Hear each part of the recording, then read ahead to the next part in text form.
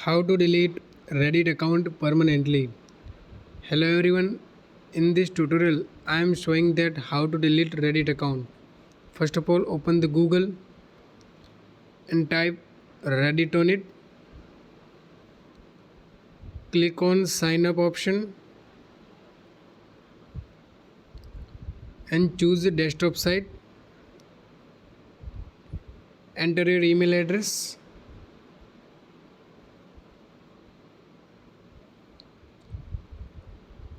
And you sign into your account.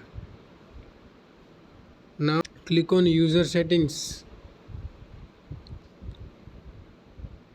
In the user settings, in the last you can see delete account option. Click on it. Click on continue. Okay, that's it. Your Reddit account will be deleted permanently. Thanks for watching. Follow for more such helpful videos.